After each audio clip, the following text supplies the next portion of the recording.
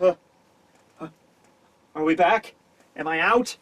Oh, yeah, we're back! Hey, everybody, how you doing? Law Tekking, it's been so long! Why did you take Law out of this series for more than 4 chapters, Oda? What is wrong with you? We all know Law is the cornerstone of this entire operation, but you know what? You know what? I forgive you. I forgive you because you started off the new year right, with 60% Law and 40% Dinosaur. That's how you do it. I feel like last year was the year of the dragon, you know, Kaido and everything, but I feel like this year is going to be the year of the dinosaur, which I guess in the context of the One Piece world are also in fact dragons, but a different kind of dragon. But hey, I don't know, it's just the last few chapters with all the ancient zones being revealed, they seem to all be dinosaurs. And hey, keep in mind though, not every ancient zone is going to be necessarily a dinosaur, as in the case with Jack, who has the ancient version of the Zozo fruit, who became a mammoth. And I'm like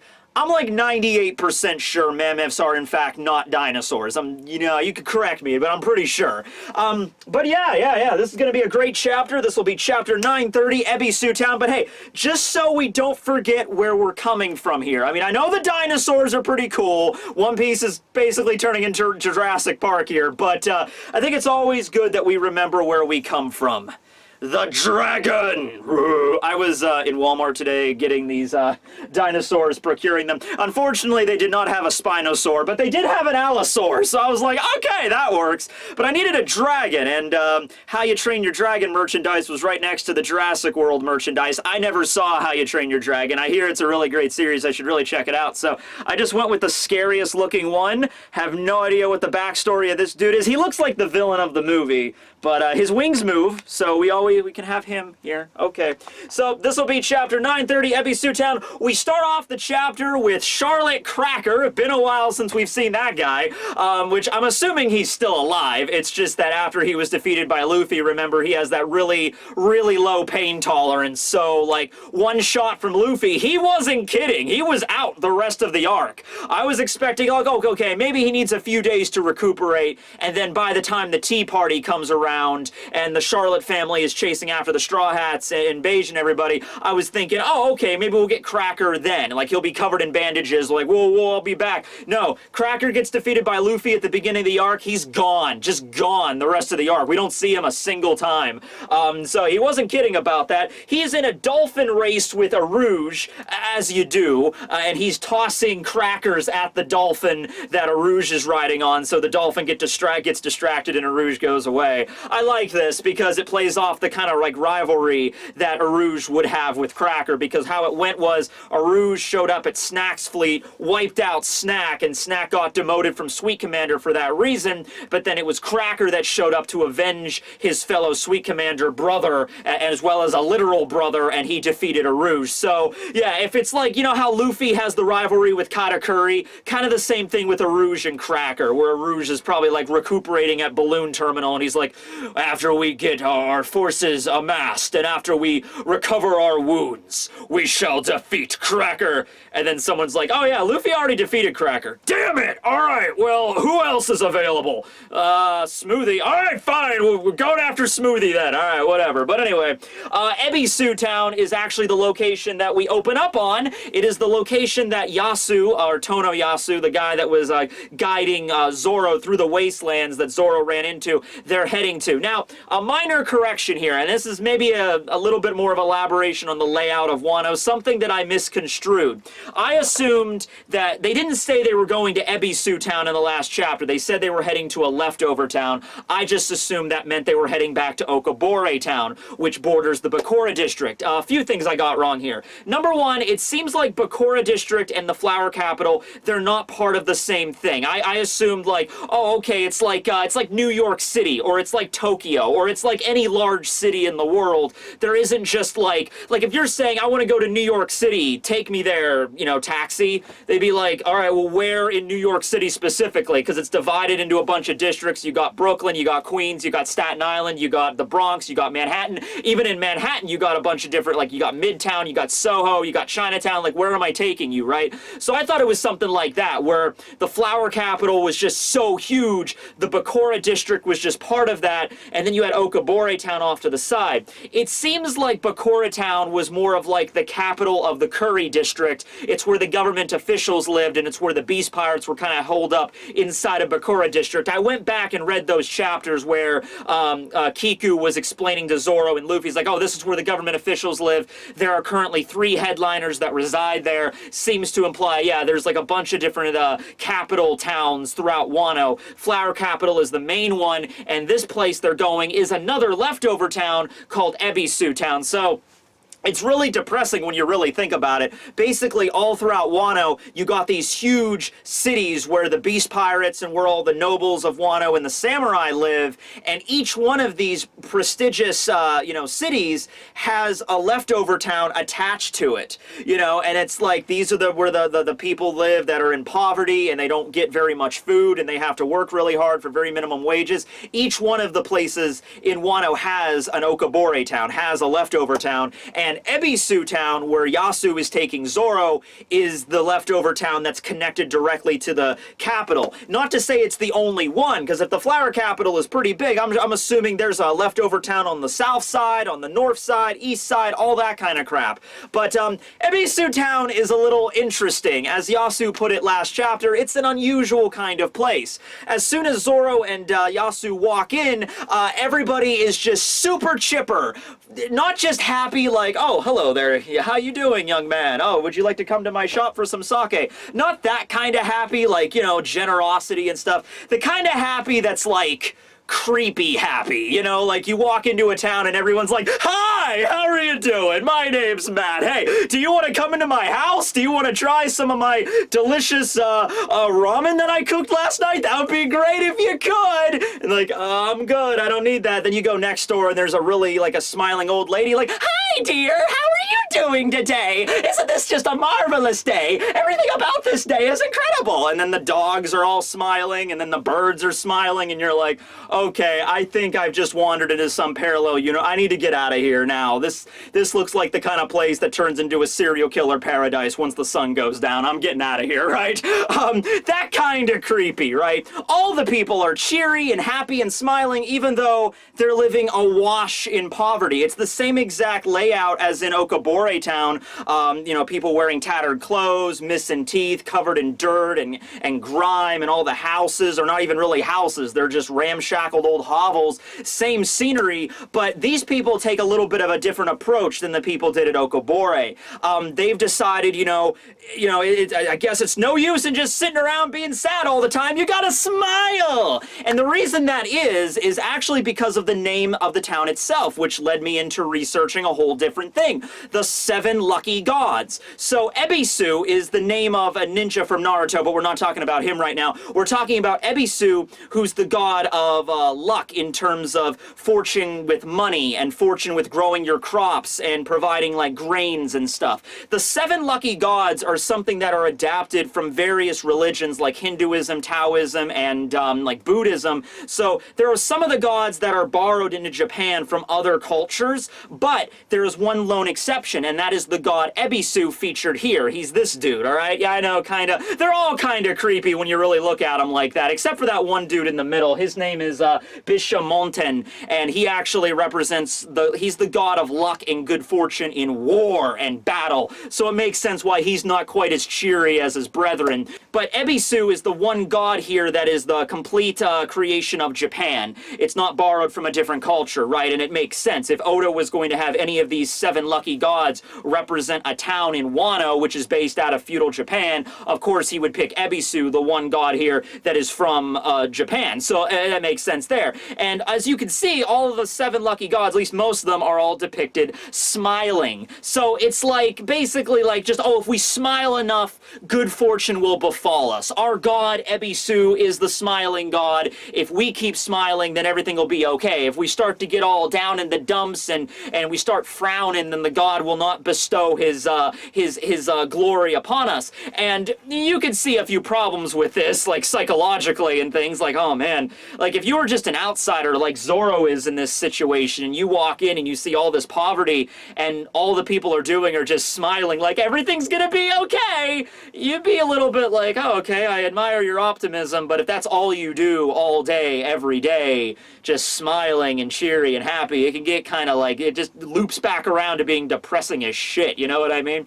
But in actuality, some good stuff actually went down the night before, because the guy that, I misconstrued this as well, I assumed that the dude that was the serial killer in the Capitol wiping out people, Kuromatsu, he was the same guy that was like the Robin Hood kind of figure. There was another figure who appears at the witching hour when the ox bell strikes 3 at every morning, and he shows up and he bestows wealth upon the less fortunate people of Wano. So in the cases here with Ebisu Town last night, this Robin Hood figure who possibly could be Denjiro appears in the town, and he rained the gold, the gold plates, the gold, coins down onto the town, and now they're happy that they have some money, and they use that money to buy fresh, clean drinking water. So that's great.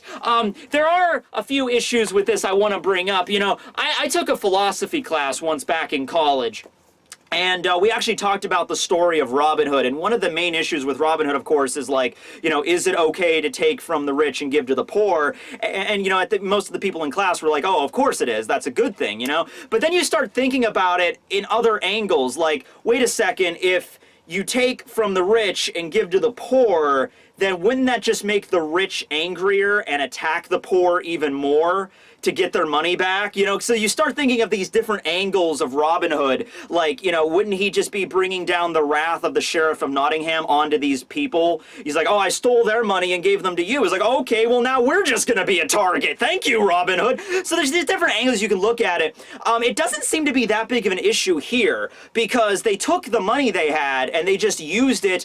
I guess they walked up to the plantation or wherever they purchased their supplies, and they're just like, hi, beast pirates, we have money, can we have water? Are the beast pirates not like, oh, okay, where did you peasants get that much freaking gold? Be like, we worked for it. You know what? I like your smile. It's infectious. Here you go. Have some water. I think in any other normal situation it'd be like, okay, you clearly stole that money from somewhere. Where'd you get it? Be like, oh, that guy gave it to us, the Robin Hood dude. I'm like, oh my god, that guy again. All right, well, I'm not giving you any water, and I'm gonna beat the crap out of you and take the money that doesn't belong to you and give it back to the Beast Pirates and the nobles of Wano. Thank you very much, kind sir. Bam, bam, bam. Thank you. You'd figure that's how it would happen. I don't know the process of how they're accruing the supplies or the water. Yeah, but you'd think like, oh, okay, well, we'll just beat you up and get it back from you if that's the case. But no, I guess the Beast Pirates, if nothing else, they're rather honorable, because they're like, oh, all right, you got the money, here you go. I guess if nothing else, the money in Wano is just that's money is king. The almighty dollar. That's like, I guess the best way I can explain it, where it doesn't matter where you got it. I don't care. I can use it to buy stuff for myself, and no one's gonna question it. It's just, that's how it is. So thank you for the money. Here's your water. Now I have money, and I'm gonna pocket some of that, and I'll give some of it to the Beast Pirates or whatever, but I'll use that to buy my own crap. Maybe that's the situation we have here. But that doesn't take away from the fact the entire town is still, like I said, a little bit creepy. Like, there's a little kid that's like, Mom, I don't have any food, I'm hungry. And the mother is like, I don't either, honey. I haven't eaten in 4 days. I think I might pass out. Then there's this old dude that's like, oh man, I'm not getting any nutrients. My tooth fell out. It's like, well, old timer, it doesn't matter that your tooth fell out, because there's nothing to eat anyway. Hey, what happened to Bill? Oh, I think Bill is over there in the corpse pile. Oh, that's old Bill. Freaking lost all his food and his water. Maybe he died of dehydration. Oh, I don't know, maybe. Who can tell at this point? Like, I know. What about Lisa? I think dysentery. Dysentery. We haven't had a death of dysentery in at least 2 weeks. Man, Lisa. Oh, that's crazy. We love it here. We're all just one big happy family. Okay, so even this little, this little kid walks up to Zoro with a cup of water. It's all chipped and broken. Be like, here you go. And then this other lady walks up to Zoro and tries to force him to smile because Zoro, he does smile occasionally after he just slices down his enemies. But for the most part, Zoro's not like a chipper like, hey, how you doing? I'm Pirate Hunter Zoro. How you been? I got 3 swords. No, so this lady walks up to Zoro and is just like, you gotta smile, honey. You gotta smile. Otherwise, our God won't bestow us any fortune. Like, okay, sure. So there's some very, uncomfortable moments where Zoro, he just, lets them do it. He's not smiling himself. He's just kind of letting them keep their fingers here, like, okay, that's great. And then they tell him about the Robin Hood figure. And how this whole thing works here. So Zoro drinks the water and the kid is happy and everyone's happy, and I guess Zoro's gonna be chilling out in Ebisu Town for a little while here. Yeah, also a little side note with Yasu. I don't know if I mentioned it last time, but he is in fact a male geisha. So, he's like happy and dancing and he talks about beating his drum and everything, and that's because he's a male geisha. I would assume he doesn't get requested very often. For one thing, I'm assuming male geishas in Wano don't get requested really at all, and also he's like, he's all in tatters and stuff like that. So he probably does his, he tries his best to cheer up the town, but it looks like they don't really need it because they're pretty chipper already here. I'm waiting for how this is gonna loop back around too. Like in Okabore Town, everyone was just depressed and crying, like, I don't have any food, I'm gonna pass out. And then Luffy shows up out of nowhere and provides them with food, and then they're grateful. Something that might happen with Ebisu Town, hey, it might even be Zoro. Zoro might be like, okay, well, I guess we'll save this town too. Zoro goes and gets some food for him, right? Or it might be the Minks. The Minks might arrive because they stole some food from the Beast Pirates and they were going to blame Shutenmaru for it, so maybe the Minks are going to come down and provide them with the food, and then we'll get to see them, genuinely happy. Like, they're not just, giggling and happily because just that's all they know. It's, the best thing they can do, right? They're actually going to, be really happy about it. And, this is what a true smile really feels like. It's different from what we were doing before. So I'm waiting for that moment. So, okay. Remember Big Mom? I know it hasn't been that long ago, but do you guys remember Big Mom and how Luffy destroyed her tea party and ran off with Sanji, and the Germa technology got, that the bad blood boiled there, and then they left, and then they took out a shit ton of her forces and, wrecked fleet after fleet of her, and then Jinbei rebelled. Remember that whole thing? Yeah, well, that actually turned out to not be okay at the end of the day. It was just not like, yeah, well, they got away. What are we gonna do, right? So Big Mom is making good on her promise, and she is arriving at Wano. She gets to the Carp Waterfall, the same place where Luffy and the crew got up to. I guess this implies, I guess we kind of already knew this, but Wano has to be, the actual country has to be way high up on an elevation, because in order to gain access to Wano from the New World, just the ocean, they have to swim up this giant waterfall, which arrives at a shore, so there's even more water around it, and then Wano in the center on top of a plateau, I guess. That's the best way for me to look at it there. And there's only one entrance into the entire country, apparently, and that's the Carp Waterfall. You'd think if there was another way in, they would have used that. Or rather, even if there were other ways in, maybe the way Big Mom looks at it is he's a Yonko, I'm a Yonko. I'm coming in through the front door, Kaido. Mama, I'm coming in through your front door! Okay. So she has the Queen Mama Shanter, her flagship. They have wrangled a bunch of the carp that are swimming, the koi fish inside of the river that's also the ocean. The waterfall is spilling down these carp. They wrangled a bunch of those, and they're just swimming up the waterfall. So it's a little bit more effective than the way that the Sunny did it, where they were just kind of riding on the carp. This one's actually, they've wrangled them so they can actually be pulled up a bit. So you have Big Mom, of course. You have Perospero. You have Montdor. You have Flampe. All the people you could bring. You bring Flampe on the Vanguard unit. Okay, fine. We have Smoothie, which I'm loving the fact that Smoothie's there. Oda really does seem to have like a boner for Smoothie. I mean, we all have a boner for Smoothie, but I think he has like a writer boner for Smoothie, where it's like he really wanted to show her off, and even in the SBSs, he's like, oh yeah, I wanted to do all this stuff with Smoothie. I didn't get a chance to show her off, but she has like the squeeze fruit. I think it's like the Subo no Mi, and she's the ruler, the minister of 100% Island, because it's a juice island, and Oda just specified she's strong. Like, I didn't get a chance to do everything I wanted with this character, but she is strong. And I think that's something like, oh, I can't wait to use her in Wano. We also have Bascaret.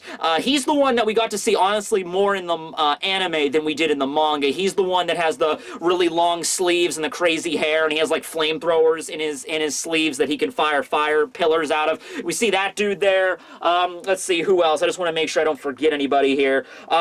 We got Galette. Galette is there. She has the power of the Bata no Mi, or the butter fruit. That was the fruit that was able to restrain Nami, you know, when the enraged army was attacking Luffy and Nami and King Bomb and everybody. So Galette is there. That's cool. I'm glad that he's including a lot of these characters that were referenced in the SBS, but he never really got a chance to flesh out during Totland, because there's a lot of children that Big Mom has, you know, and not all of them are fighters, but a lot of them are. Even the ones that are fighters, we can't focus on entirely, not in just one arc. So it's good that you're splitting this up here. I'll also keep an eye out for the next edition of the One Piece magazine, which will be dropping at the end of this month, and it'll have the complete list of the Charlotte family sons. So after this issue of the magazine, we'll have every single member of the crew revealed, their names, and they have a devil fruit or what their story is. You know, we'll know that. We also have Perispera. I mentioned him. Raisin is there. I always like Raisin. Raisin was cool. You know, kind of long hair, kind of a serious dude. You know, he sort of has like a crinkled face, sort of like a raisin, and he uses a sword in combat. So he's like, I am Charlotte Raisin. And, you know, he has armament hockey. We saw that added, so he had like a black blade. So it was pretty cool. I liked Raisin, so good inclusion for him there. And we also have one more member of the crew off to the left. I tried looking this person up. I believe it's a guy. He has hair that's like sticking out of both ends and like curling, and he has like a scepter he's holding, it seems like. But I have no idea who that is, and I've looked on the wiki. I tried to find like anybody that matched his appearance, so I guess he's one of the sons that is going to be revealed in the upcoming magazine there. Keep us guessing. Now, Katakuri and Cracker are both absent from this Vanguard unit. Now, this actually makes sense because you gotta leave somebody behind at Totland. You can't leave Totland completely barren, you know, where any just random pirate could be like, well, I got wind that Big Mom isn't in her territory, and she took all of her sweet commanders and her heavy hitters off to Wano. This is the perfect time for us to raid. Now, even without Big Mom there, like I said, you still got an entire plethora of battleships, and you got all of her other children that are prime fighters. But hey, considering the news that just dropped about Luffy, like Luffy assassination plot, Big Mom, and then you find out that Big Mom left, it doesn't take a Vegapunk to realize, so Big Mom is gone, and she took all of her like sweet commanders with her to Wano, and she's just recovering from the attack of Luffy and Beige, yeah. So that means her forces are probably weakened more so than usual, yeah. I think a lot of pirates would get it in their head, like, we can attack Totland. Now, even so, there's 36 islands in Totland. It's not going to be easy to just take it over. But they might get it like, oh, we're going to start taking out that island and that island, start encroaching on it, right? And so you got to leave Katakuri behind for that, so Katakuri can still be that symbol of power. It's like, okay, we don't have to mess with Big Mom, but Katakuri is now sitting on the candy cane throne, you know what I mean? So it's like, you still don't want to mess with that guy. Also, he has the hockey. He can, like, see a little bit into the future, so he could probably be on there on his throne and be like, there is a fleet approaching from the southeast, you know, and then he can attack. Cracker also, if we're going to assume Cracker is healed up at this point, also leaving him behind makes sense because he has the power of the Bisque fruit, and he could just summon like a seemingly infinite army of Cracker soldiers that are all pretty damn tough. So if Cracker's back up in action, have him around. If Brule is back up and she can use her mirror powers, send the Cracker soldiers, station them at every island, and just have a giant sign made out of biscuits and jam that are like, you know, don't even try. Do not even try. Now, this kind of strategy would only really work with other kinds of, like, pirates, you know, like if a supernova, like, what's a supernova? Who's a supernova that hasn't really done much in the last few arcs? Well, Apu is working with Kaido. Bonnie's at Reverie. I'm trying to think, is there any other supernova?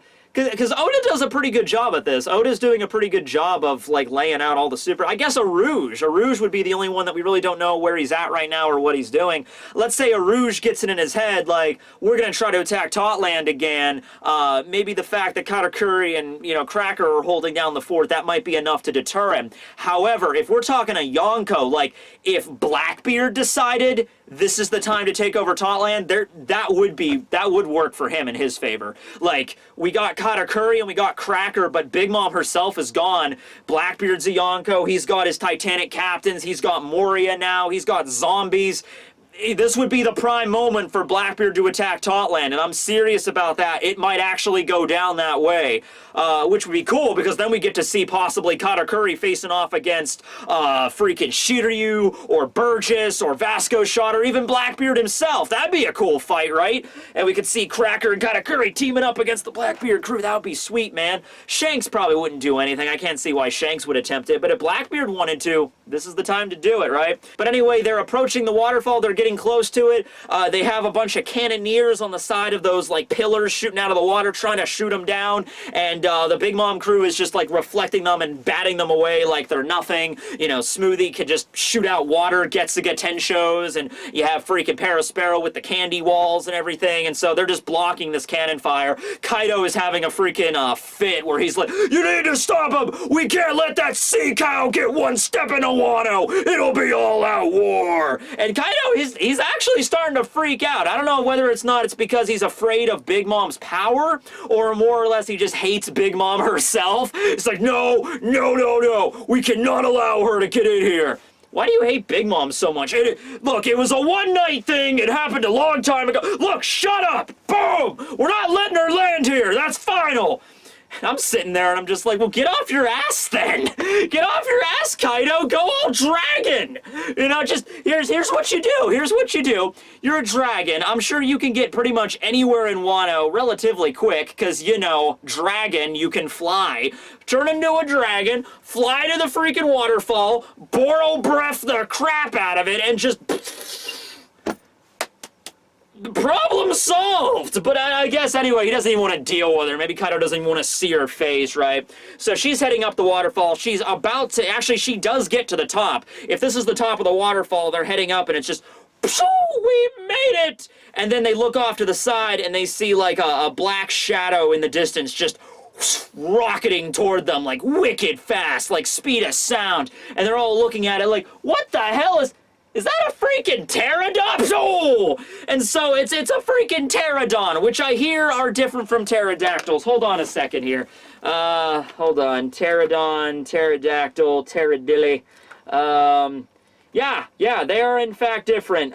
Major differences include time period in which they lived. I guess the pterodons lived more in the Cretaceous period, near the end of the whole dinosaur, pterosaur kind of, you know. Yeah, I hear there was something that fell out of the sky, something like that. And pterodactyls lived a little earlier during the Jurassic period, so there you go. Flying dinosaur. They're not technically dinosaurs, they're pterosaurs, but flying dinosaur. That's all you need to know. Okay, so, yeah, a dinosaur comes out of nowhere and just kind of kicks the Big Mom, the Queen Mama Shanter. So it's like, we're at the top! We made it! Poopa! They just fall off the side, and they crash into the bottom of the freaking waterfall, and we get to see Big Mom actually sinking into the ocean. Now, don't immediately assume, like, well, I guess that means we're all done. That's how Yonko meets her demise.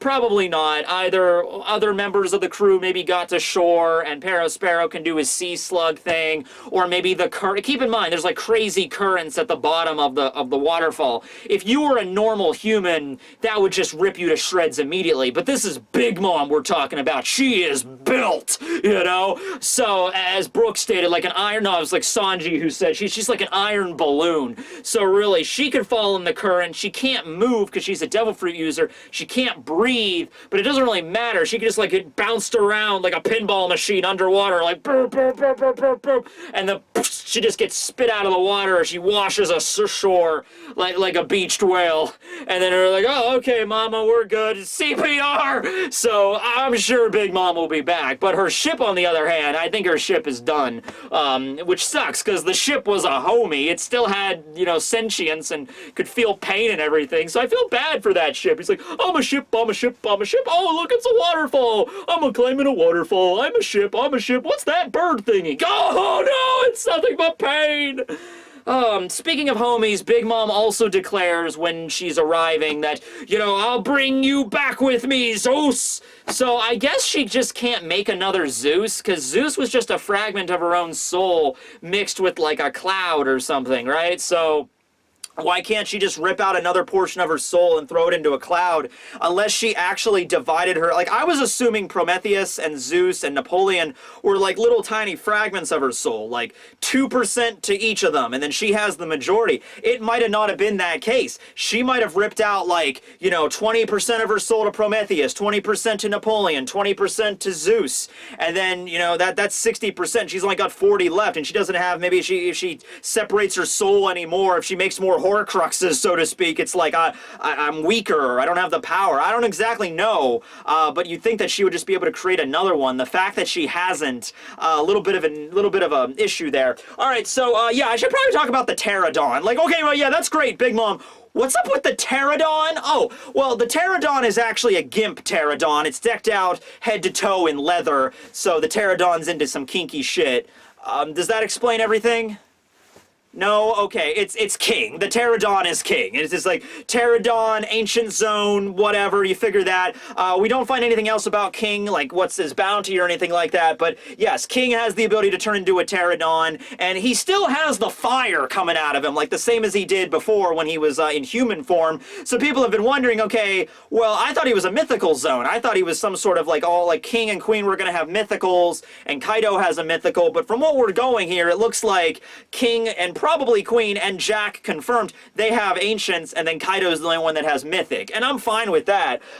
You know, place your bets on what Queen could be. I'm seeing some theories that Queen is actually going to turn out to be something called a sea scorpion, which, if that sounds terrifying, it is. It used to be one of the most premier predators in the ancient world. Like, imagine sea scorpion. Like, just imagine that giant sea scorpion in the water stinging you. You know, and it's of course it's ancient. It's gone now. It's extinct, but that's terrifying, isn't it? And we've seen the scorpions on the masts of those ships, or the figureheads of those ships along with the mammoth. So we can assume that maybe Queen has something to do with scorpions, and also Queen's hair kind of extends down like it could be a scorpion tail, so maybe something to do with a scorpion there. Either that, or we're just going to keep with dinosaurs, because there's a few more dinos you could have. Like, we got a Triceratops here. I mean, you got to have a Triceratops at some point. That's like the you know, stipulation for, like, you know, if you're going to include dinosaurs in your series. Then again, I guess T-Rex should also be on there, and we haven't seen a T-Rex yet, so yeah, it makes sense, right? So maybe Oda's like, I'll include dinosaurs in my series, but I'm not doing the T-Rexes or the pterodactyls. I'm going off the rails here. I'm gonna do a little bit more of lesser-known dinosaurs. I mean, the Allosaur is pretty famous, as with the Spinosaur, if you've seen Jurassic Park 3, but, you know, we haven't seen the T-Rex yet, just saying. So yeah, talking about the way that he can manipulate fire, anybody a fan of kaiju films? Anybody a fan of, like, Rodan? So I actually watched at least a few parts of Rodan before. It was a long time ago, so I had to go and do some research on this. Rodan is I can't remember if he's a pterodactyl or a pterosaur. He's a flying dinosaur. That's all that matters. And in the original movie with Rodan, he did come out of, like, a mine that was next to a volcano. Now, he wasn't like a fire pterosaur. He didn't come come out like, you know, erupting in flames. He was like a normal pterosaur that was like, you know, tectonic plates shift and, you know, giant monsters just happen to live under the surface of the earth and they just come out. You know how it is. It's a kaiju film. But there is certainly a connection here between like Rodan and lava and fire, and I believe at the end of the movie Rodan, they actually destroy them with lava, but, you know, there's a connection here, you know? So maybe Oda's taking references from the kaiju films and he's like, yeah, I'm just gonna give him the ability to manipulate fire. Might be because of, and actually I don't know what it could be, you know? Like, I was gonna say dials, but I think the dial thing is kind of played out. I think it's just like, there's some way that he can manipulate fire, and it's not because of a devil fruit, because we already see his devil fruit is a pterodon, unless he like, when you awaken an ancient zone, you get extra elemental powers. We didn't see that with the awakened zones that Impel Down with the demon guards, but those were regular zones. This is an ancient zone, so, you know, it's like I've awakened the power of the dragon fruit model pterodon. I have the power of the primal flames in my soul. I don't know, I'm just throwing ideas out there, but yeah, we got another dragon fruit user, and King is super nonchalant about this. He just, after he kicks off their ship, he's just like, one ship? That's all they brought? Pfft, that was easy. Alright. And he just flies off into the sunset, and all of the beast pirates are like, yeah, go King! King is awesome! And Kaido's like, oh, thank you, King. Oh boy. That was careful. I almost had to deal with her for a second. Now, Kaido, if you were smart, maybe you should send some people down there to make sure that they're really gone, or, you know, maybe eliminate the waterfall, figure out some way to block it off, you know, send some, maybe, King, stay on standby by that waterfall. Don't come back quite yet, you know, just in case.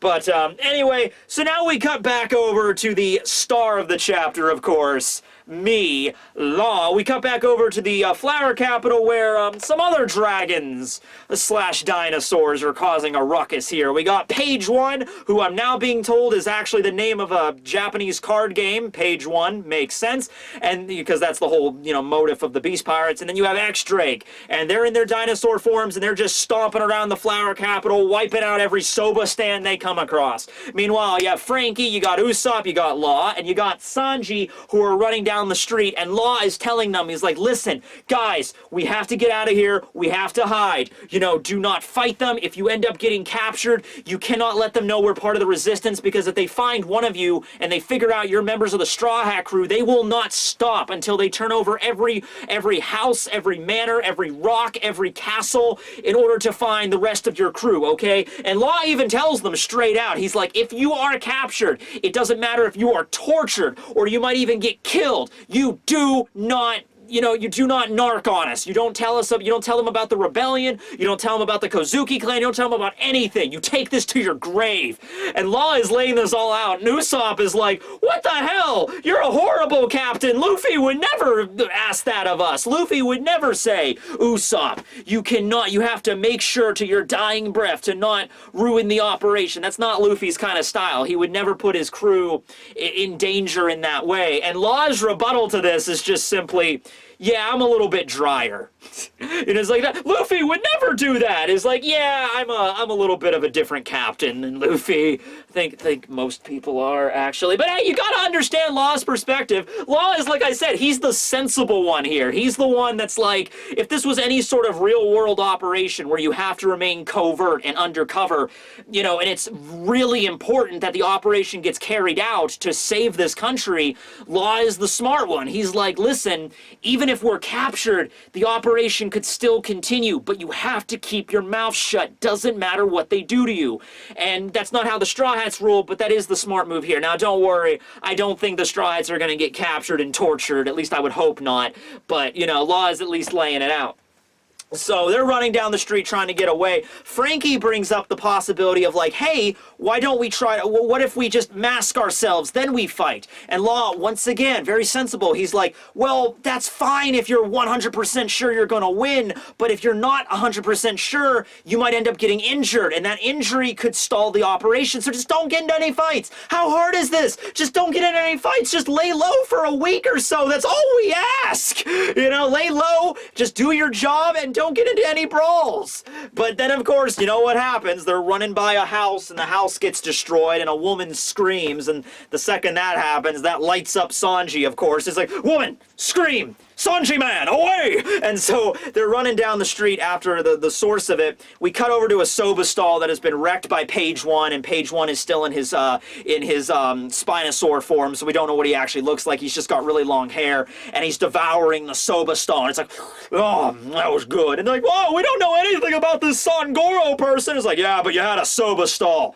Someone owning a soba stall named Sangoro, you know, defied our family, so we got the order. Every soba stand in the flower capital is getting wrecked. And they're like, oh my god! He's like, hey, if you're so upset and you're not trying to hide him, scream to the top of your lungs, Sangoro, come here! And so he does that, Sangoro, and then like he is Sanji, man. Sanji just drops out of the sky and just bam! Drop kicks Page One right into the pavement.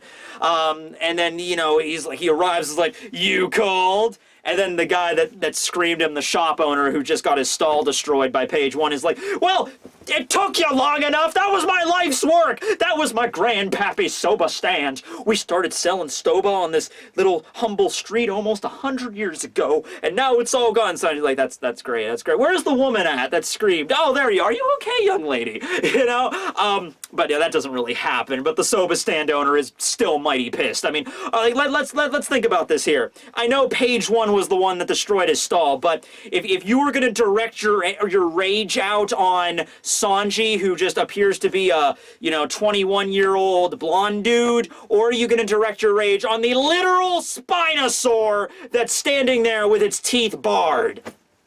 I think he's like, Sangoro, this is seriously your fault. By the way, I would never get used to this. Like, I'm assuming this is an everyday thing where they're seeing dinosaurs around in Wano, because, oh, that's a good idea. We need to make this like a new series on Nickelodeon or something. Just bear with me here, guys. Bear with me. Samurai dinosaurs. Samurai dinosaurs! Yeah! Oh man, that'd be so cool. The samurai dinosaurs, using their tiny arms, pull out their katanas, and they fight against the ninja pterosaurs, or the ninja meteorites that come to destroy them. Oh, that would be great. That'd be awesome. I know samurais weren't always fighting with ninjas, but you know, you just think of samurais and ninjas. But yeah, samurai dinosaurs. Make that a thing, Nickelodeon. I would watch that Friday mornings. Okay. So Sanji beats the crap out of Page One, right? And not really. He gets back up, not really a big deal. Kind of the same thing that happened with Kaido. You know, dinosaurs have some pretty thick skin, you know? So, you know, he gets beat to the ground and just like, ow, ugh, that kind of hurt. And then Sanji's looking at him, and of course, Law and everybody is shouting from the alleyway. It's like, Sangoro, don't fight him, don't be an idiot. And then the last scene of the chapter, it's great. Sanji's like, oh, well, you know, this guy, you know, because they mentioned Drake, and Page One even radios Drake. He's like, target has been acquired, 2nd Street, 6th District. And then you just hear, I'm assuming it's Drake on the other end. He's just like, roger that, I'll be right there. And so Sanji steps out, and his logic here is, hey, this guy doesn't know who I am. That means I just got to finish him off before Drake gets here, before his backup arrives, and then we'll be set. To which he then pulls out his secret weapon, the raid suit canister. I don't know where he was keeping it, inside of his kimono or whatever, but he pulls it out like, hold on a second, guys.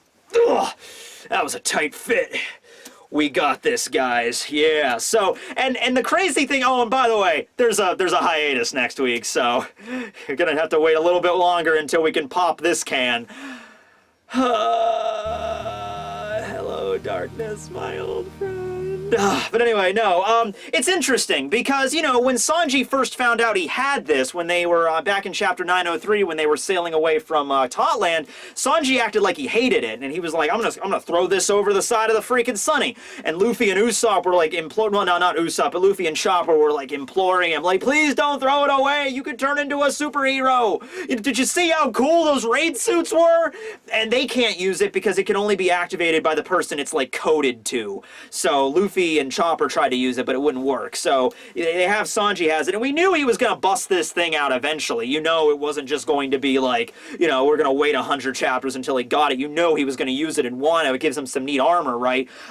But just not the fact that he's using it this early, but just the fact his expression. He pulls it out like it's not a big deal. He's just like, ah, you're pretty tough. All right, well, I guess I'll just have to use this then. Now, I think the thing he's trying to say here is he needs a disguise. He wants to disguise himself. Maybe if he can't finish off page 1 in time, if X-Drakes arrives, it's all over. He's going to know who he is immediately. So I think that's what Sanji's going about here. He's like, oh, okay, well, I need a disguise. Well, I got the perfect thing right here. It's just that Sanji seems pretty chill about using it. He doesn't seem like, oh, man, I guess if we need a disguise and I have to fight this guy, I guess there's only one option left. Oh, God. He's not like that. He's really cool with it. He's like, well, I guess we gotta fight him. Let's do this. So, I mean, I don't care. I'm not upset because we're finally gonna get to see what this is, but I bet you dollars to donuts, and I've said this before, it's gonna be an actual raid suit. Like, it's gonna have practical functions, but you know Niji modified this a little bit. You know he's gonna put it on and it's gonna have, like, loser scrolling. It's like no good siblings scrolled across it, or it's gonna look like it's gonna be like a woman's suit or something. It's like, hey, Sanji, you like women so much. Here he gets, like, modeled after Reiju's suit. There's, like, this plunging neckline, and Sanji's like, what the? Like, you can still use it to fight, but it's like, what the hell? Or it's gonna have, like, dorky ears sticking out of it or something. You know, that would be crazy. And my other thought of it was this. I was, when I made this, which this is just a, this is a can of asparagus, actually. I got a can of asparagus and just used some craft foam. But I'm thinking, like, you know, that would be also really funny if Niji just gave him a can of food because Sanji's a chef and the Germa and the Vinsmokes don't approve of that. So that'd be funny. It'd be like, he pops it and it's just a can of beans or something. It's like, hey, well, you wanted to be a chef, Sanji. Here's your fucking raid suit. Damn it! Niji, you son of a... You know that's gonna happen, though. No, it's gonna be an actual suit, because we have to see something cool, but, you know, it's gonna be something goofy. It's gonna be modified with that damn thing, you know, and the second he activates it, it would be funny if, like, the Germa music starts playing in the background, like that Super Sentai transformation sequence, and he activates it, and it starts spinning in front of him, and he's like, do-do-do, do-do-do-do, do-do-do, do-do-do, and then we pan out and it's just like a dorky suit or something. Everyone's staring at him. Like, page 1 is even kind of like, well, to each his own, bro. Like, ah, crap, it has a mini skirt on it! Damn it, Niji! So, yeah, you know that's gonna happen at some point. But anyway, yeah, great chapter, great induction to the new year. We got Big Mom back. I'm sure, like I said, that they're gonna rescue them at some point. It's just, it's a good thing that he's doing this, Oda, because he's not making us wait a lot for Big Mom. The threat really does seem like, hey, Big Mom said she's coming to Wano. You know, it wouldn't make any sense for her to get there like 30 chapters later. No, she said she's coming, right? So she's there, but we can't have her get into the mix just yet because we still have a bunch of other stuff going on, but we're going to delay her, but she's at the country and she's going to get access to it at some point, and when that goes down, we're going to have our epic final battle probably going on in Act 3, but we're still only in Act 2 right now, and it doesn't seem to be ending anytime soon. I am still a little curious on why Kaido didn't just go all dragon with it and just but, you know. At any rate, great chapter, and can't wait to see what's inside Sanji's can in 2 weeks. You know what, Oda? It's okay. He makes us wait, but he usually delivers. He delivers, doesn't he? Alright, well, hope you guys enjoyed the video. I'm gonna go have some nice asparagus. Yep.